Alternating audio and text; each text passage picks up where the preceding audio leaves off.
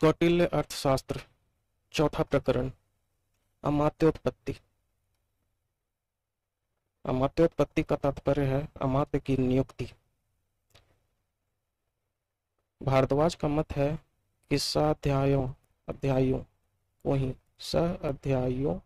को ही अमात्य बनाया जाए, क्योंकि उनकी विश्वास पात्रता तथा सामर्थ्य का राजा को पहले से ही अनुभव होता है। भारद्वाज का मत है कि अध्यायों को ही अमात्य बनाया जाए, क्योंकि उनकी विश्वास पात्रता तथा सामर्थ्य का राजा को पहले से ही अनुभव होता है, वह उन पर विश्वास भी कर सकते हैं। विशालाक्ष इसको ठीक नहीं समझता। उनका ख्याल है कि एक साथ खिले होने से यह लोग उसका अपमान करते हैं, इसलिए उनको अमात्य बनाया जाए जो कि गुप्त कामों में उसका साथ देते रहे हों। समान शील व्यसन होने के कारण वह लोग गुप्त बातों के खुलने के भय से राजा का अपमान नहीं करते। पराशर के विचार में तो यह दोनों ओर एक जैसा साधारण दोष है। यह भी तो संभव है कि राजा अपनी गुप्त बातों के खुलने के भय से उनकी कठपुतली बन जाए, जैसा वह कहे वैसा करना शुरू करे, क्योंकि राजा जिन जिन लोगों पर अपनी जितनी गुप्त बातें खोलता है उतना ही शक्ति से हीन होकर उनके वश में आ जाता है।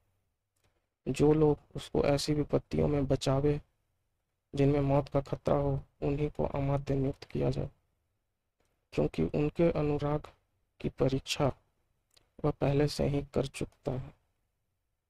पिशून का ख्याल है कि यह तो भक्ति हुई, इसमें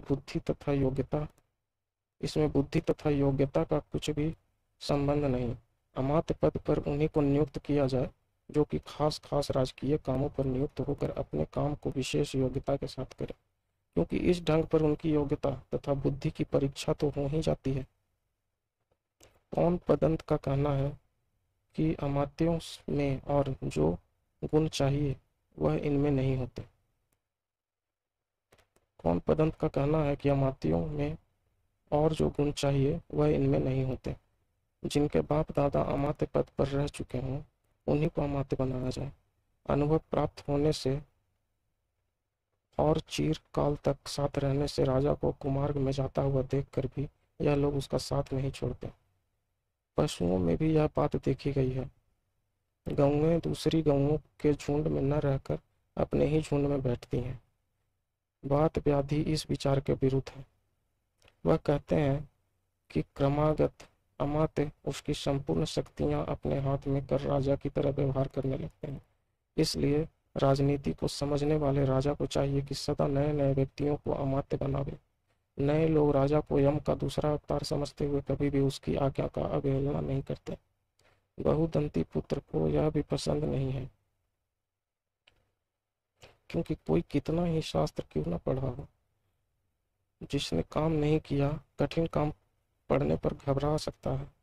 इसलिए जो लोग कुलीन, बुद्धिमान, विश्वास पात्र, वीर तथा राजभक्त हो उनको अमात्य पद पर नियुक्त करें, क्योंकि उनमें गुणों की प्रधानता होती है।